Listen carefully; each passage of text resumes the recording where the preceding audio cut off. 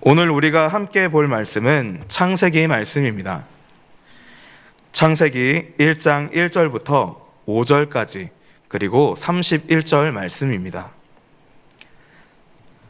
창세기 1장 1절부터 5절까지 그리고 31절 말씀입니다.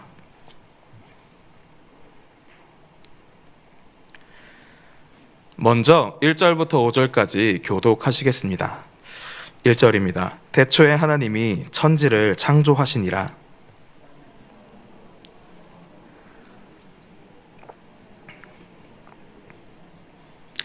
하나님이 이르시되 빛이 있으라 하시니 빛이 있었고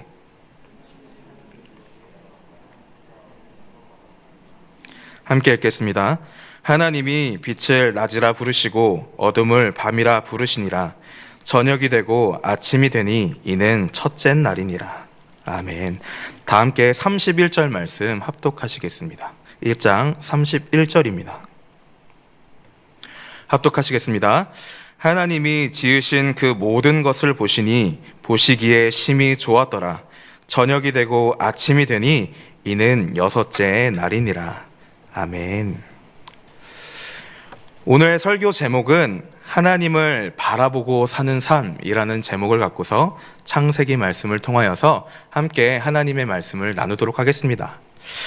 오늘 하나님의 말씀인 창세기를 통하여서 하나님께서 내 삶의 주인이심을 고백하며 그 말씀대로 살아가기를 다짐하는 이 시간이 되기를 소망합니다.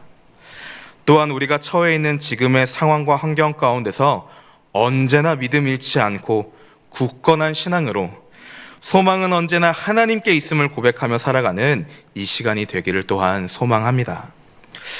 저는 저녁이 되고 아침이 될 때 최대한 놓치지 않고 찾아보려고 하는 것이 있습니다. 그것은 바로 뉴스입니다. 저녁 때에는 TV와 혹은 핸드폰을 통하여서 보도되는 뉴스를 시청하거나 듣기를 바라고 있고요. 아침에는 핸드폰이나 컴퓨터를 통하여서 기사로 된 뉴스를 살펴봅니다.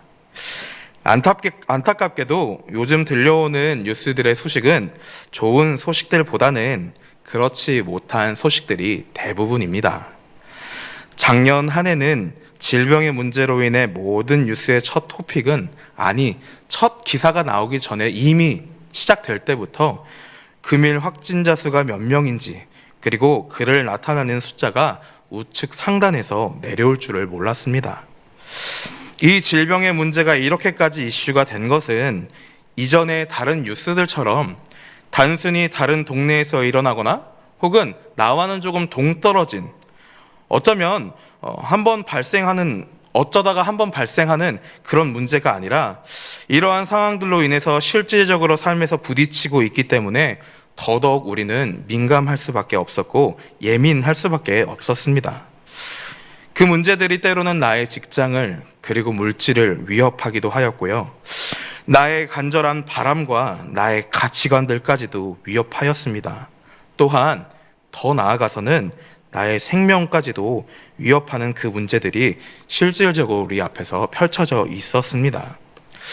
사실 뉴스들의 그 비보들의 연속은 우리가 사는 지금의 세상에서는 언제나 함께 했었습니다. 비단 지금 겪고 있는 질병 때문에, 그 질병의 문제들 때문에 좋지 않은 소식들이 계속 많았던 것이 아니고요. 사실은 이 질병이 오기 전부터 뉴스라고 하는 곳에서는 좋은 소식보다는 좋지 않은 소식들이 굉장히 많은 비중을 차지해 있었습니다. 그런 좋지 못한 소식들로 인하여서 우리에게 문제를 시사하며 정보들과 결과들을 퍼안겨 주었습니다. 그리고 우리는 그 문제들을 날마다 해결하면서 살아가고 있습니다. 그런데 더 큰 문제는 아무리 우리가 머리를 싸매고 문제를 해결하려고 해도 그게 잘 해결되어지지 않는다라는 것과, 또 어떨 때는 그 문제가 더 복잡해지기도 하는 것을 경험하였습니다. 하지만 그 가운데서도 하나님을 믿는 우리는 언제나 우리에게 소망이 있음은 언제나 우리와 함께 하시는 그 하나님이 계시기 때문임을 선포합니다.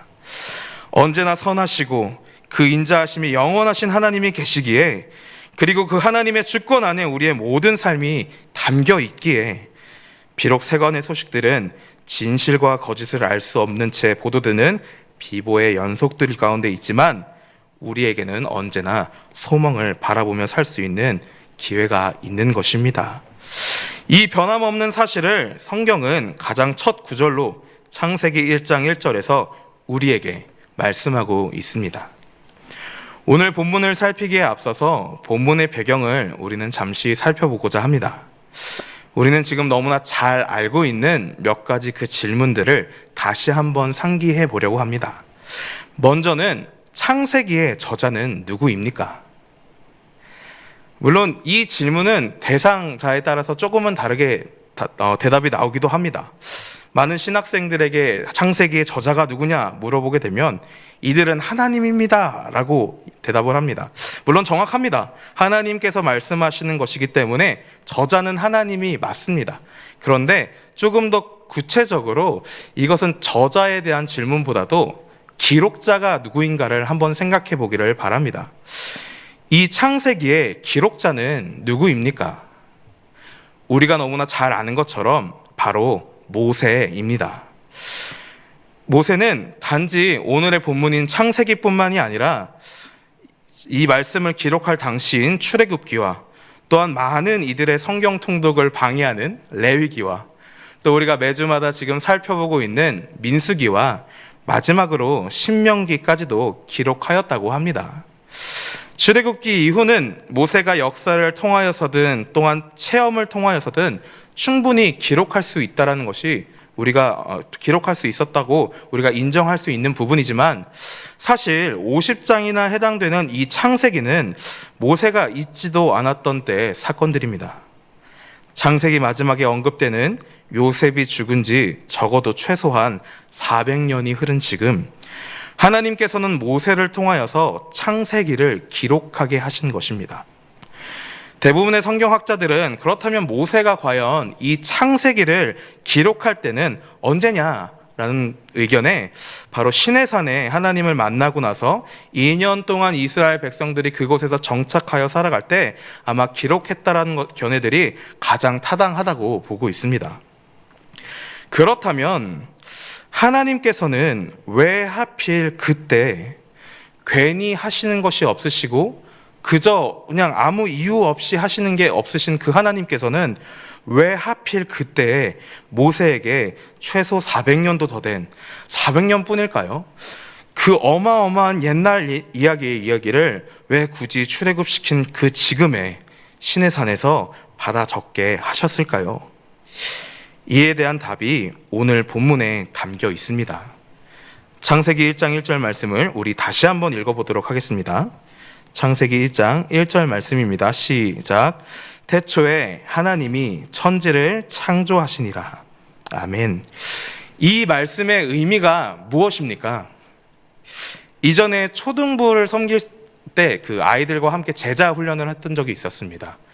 이와 같은 질문을 우리 아이들에게도 똑같이 한번 물어본 적이 있었는데 얘들아, 태초에 하나님이 천지를 창조하셨다라는 이 말씀의 의미가 무엇일까? 라는 질문을 하니 실명을 밝힐 수는 없지만 한 아이가 굉장히 자신감에 찬 목소리로 이렇게 외쳤습니다. 하나님이 짱이다. 하나님이 짱이다. 어떻게 생각하십니까? 저는 개인적으로 굉장히 잘 맞는 답변이라고 생각을 합니다. 하나님이 짱이라는 것입니다. 이 말을 조금 어른스럽게 다듬어 본다면 하나님께서 이 세상의 모든 만물들을 만드셨다. 온 천하의 모든 만물의 가장 위에 계신 분이 누구시냐? 바로 하나님이시다. 이 세상의 주인이 그렇게 누구이시냐? 하나님이시다. 라는 것을 말씀하고 있는 것입니다. 사랑하는 성광의 성도 여러분, 우리는 오늘의 말씀을 보면서 먼저는 이 부분을 생각해 보아야 할 것입니다. 과연 나는 언제나 정말로 하나님이 내 삶의 주인으로서 살아가고 있는가? 아니, 어쩌면 그보다 한참 못하지만 내 마음 가운데서는 정말 하나님이 내 삶의 주인이시기를 바라면서라도 살아가고 있는가 하는 것입니다. 이때 당시 이스라엘 자손들이 출애굽할 당시 애굽에 얼마나 있다가 나오게 됩니까? 성경에서 기록하고 있는 것처럼 430년입니다. 출애굽기 1장 8절 말씀을 살펴보면 요셉을 알지 못하는 새 왕이 일어나 애굽을 다스리더니 라고 말씀합니다. 요셉을 알지 못하는 새 왕이 나기까지는 학자들에 따라 의견이 조금씩 다르기는 하지만 최소 200년 이상이 걸렸다고 합니다. 하나님께서 요셉을 통하여서 애굽에 끼친 그 큰 복을 200년 안에 다 잊어버렸다라는 것입니다. 그렇게 요셉은 물론이고 그 안에 역사하셨던 하나님의 존재는 이미 모든 것들이 잊혀버린 상태라는 것이 바로 애굽의 상황이었습니다. 애굽하면 가장 먼저 떠오르는 것이 무엇입니까?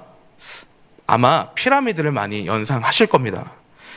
그 피라미드가 그 나라에 있다라고 하는 것은 그 나라가 정말 초대강국이다라는 것을 상징하는 것입니다.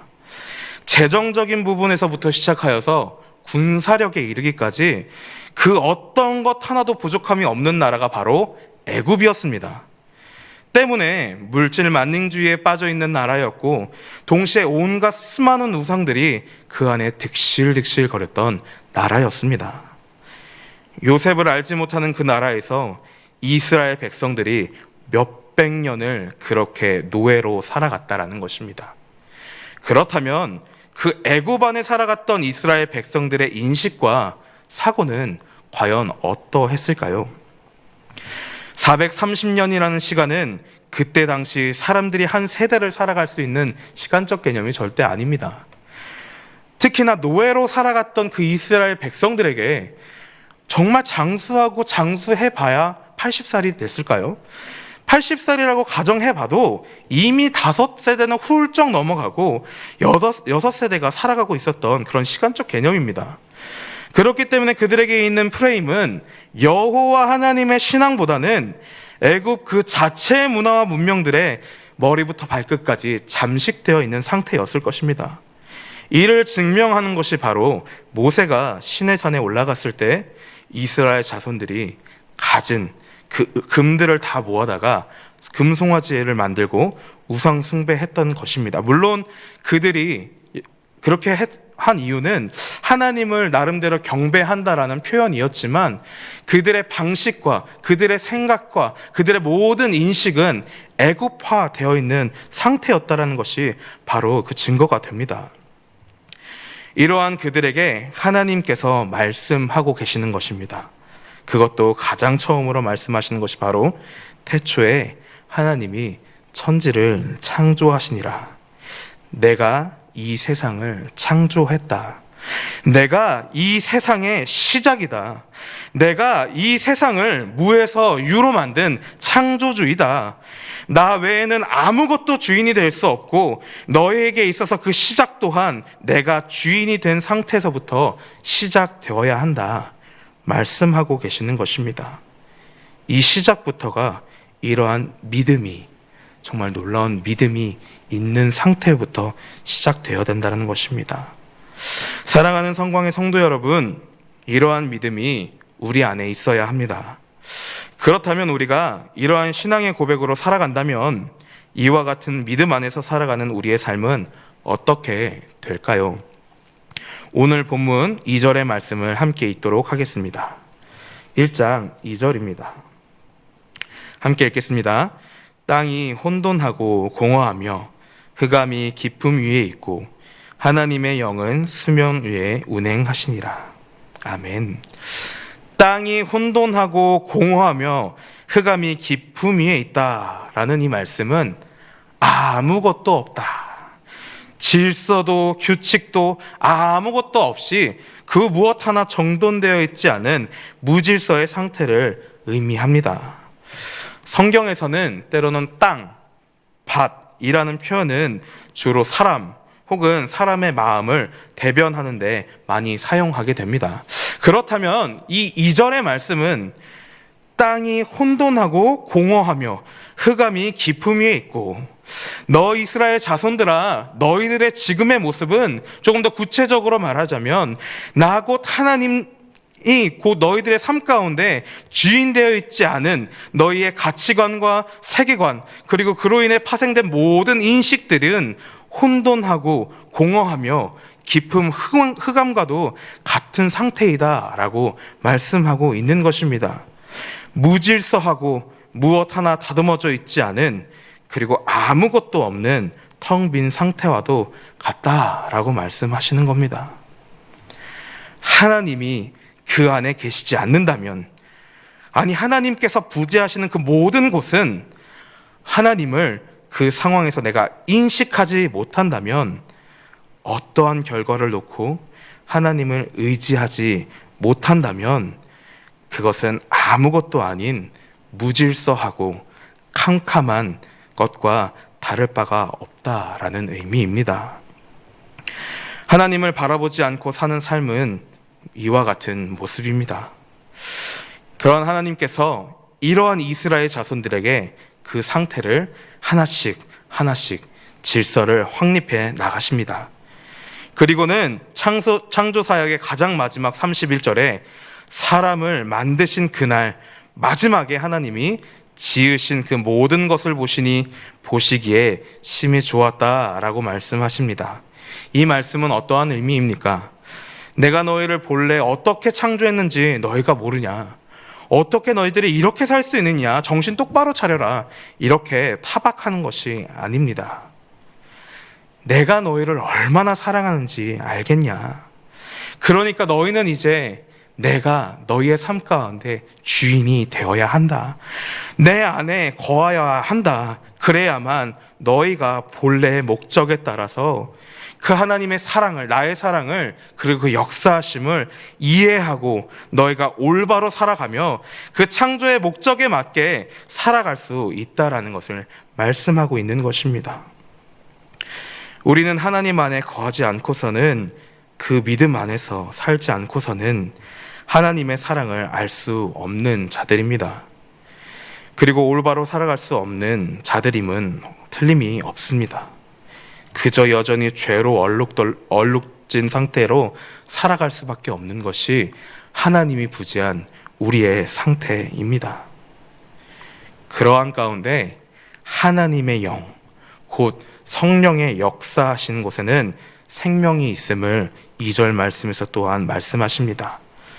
그것은 우리에게는 그대로 적용이 됩니다. 하나님이 없는 인간의 상태는 죄로 인해 혼돈과 공허와 어두운 상태에 머물러 있는 것과 다를 것이 없는 생명력 없는 상태에 머물러 있지만, 그러나 성령 하나님께서 그 가운데 역사하시고 운행하실 때, 다시 말해서 성령이 새롭게 하시는 그 창조적인 역사가 비로소 나타날 때에 그 삶에는 창조적인 질서와 생명의 변혁이 일어나기 시작하는 것입니다. 실로 성령은 죄로 어두워지고 죽은 자들에게 빛을 창조하시며 생명의 질서를 주시고 하늘의 신령한 복으로 그 모든 것들을 채워주십니다. 그렇게 우리는 정령 죄로 말미암아 깊은 흑암과 공허한 상태 가운데 있다 할지라도 성령의 운행하심으로 말미암아 우리를 거듭나게 하시는 그 성령 하나님의 운행하심에 우리가 기억하며 감사하며 살아가야 한다는 것입니다. 또한 우리는 비록 여전히 세상 속에서 죄로 오염되고 깊은 흑암과 같은 공허한 무질서한 상태에 살아간다 하더라도 장차 성령 하나님의 역사하심으로 말미암아 새롭게 변화될 것을 믿고 살아가야 된다. 그러한 믿음이 우리 안에 있어야 한다 말씀하고 계시는 것입니다. 사랑하는 성광의 성도 여러분, 오늘 설교 제목은 앞서 말씀드린 것처럼 하나님을 바라보고 사는 삶입니다. 그저 하나님을 바라보는 삶이 아닌 그것을 조금 더 구체적이고 풀어서 하나님을 바라보고 사는 삶입니다. 우리는 하나님을 바라보며 살고 있는지 먼저 점검해 보기를 소망합니다. 우리가 정말로 하나님을 바라보며 사는 것인지, 아니면 하나님이라는 그 이름 하에 만들어지는 서비스들을 바라보며 살아가고 있는지는 아닌지 점검해 볼 필요가 있습니다. 하나님을 예배하는 그 자체를 주목하며 하나님께 영광 올려드리는 것에 초점이 되어 있는 삶을 살아가고 있는지, 아니면 하나님이라는 이름 하에 만들어지는 꽤 그럴싸하고 괜찮아 보이는 예배의 형식들과 그 완성도에 만족하면서 살아가고 있는 것은 아닌지 점검해 보아야 할 것입니다. 때로는 우리 가운데 어떠한 상황 가운데서도 그 형편에 따라 주어진다면 우리는 그 형편 가운데서도 계시는 하나님을 바라보며 살 수 있어야 할 것입니다. 그것이 아니라 하나님이라는 이름 하에 만들어지는 뭔가 더 괜찮아질 것 같은, 뭔가 더 나아질 것 같은 형편과 상황과 그런 결과물들을 소망하면서 살아간다면 그것은 잘못된 것이겠죠. 하나님에게는 관심이 1도 없으면서 하나님의 이름 하에 붙어있는 많은 헌신과 섬김으로 만들어진 그 좋은 것들만을 바라보며 자기 만족에 도취되어서 살아가고 있지 않는지는 우리는 점검해 보아야 할 것입니다. 우리의 삶은 언제나 하나님을 바라보고 사는 삶이 되어야 할 것입니다. 하나님을 바라보았다가 내 삶을 바라보고, 또 하나님을 바라보았다가 내 삶을 바라보고, 이러한 삶이 아닌 여전히 내가 광야 가운데 처해 있어도 우리는 하나님만을 바라보며 사는 삶을 살아야 합니다. 여전히 내 생각에 또아리 튼 그 자리 잡힌 인식들이 쉽게 물러가지 않아서 나의 믿음을 젖먹고 있어도 계속해서 내 생각 가운데 내 삶의 주인은 자꾸만 나라고 할지라도 그 인식이 쉽게 물러나지 않아도 우리는 굳건하게 하나님만을 바라보며 내 마음 가운데, 내 삶 가운데 주인은 언제나 하나님이시다 고백하며 살 수 있도록 최선을 다해야 할 것입니다. 그것이 올바른 길이라면, 그것이 맞다면 우리 마음 가운데 썩 들지 않더라도 그것이 하나님의 영광이 되는 삶이라면 우리는 그렇게 살아가야 할 것입니다. 성경의 원래 목적은 오늘 본문엔 창세기 1장 1절에 모든 것이 담겨져 있습니다. 이 창세기 1장 1절이 믿겨야 비로소 성경의 전체를 믿을 수 있는 것이고, 이 창세기 1장 1절이 믿겨야 비로소 성경을 원래의 목적대로 볼 수 있는 것입니다. 원래의 목적과 원래의 기능을 상실해서 그 원래의 가치가 왜곡된다면, 그 가치의 소중함이 변질된다면, 어쩌면 원래의 목적은 아니더라도 나름대로 그 변질된 것들을 가지고서 유용하다라고 사용하며 어느 정도의 가치를 만약에 부여하고 있는 우리의 삶이라면, 그것이 하물며 하나님의 말씀인 성경에서 그렇게 작용된다면 그만큼 절망스러운 것은 없을 것입니다. 성경의 원래의 목적은 태초에 하나님이 천지를 창조하시니라. 그리고 그 하나님께서는 우리를 보시고 보시기에 심히 좋았더라. 하나님께서 이 세상의 주인이시며 그 세상의 주인이신 하나님께서 우리를 사랑하심은 이미 태초부터 계획되어 있음을 알려주고 있으신 겁니다. 말씀을 맺겠습니다.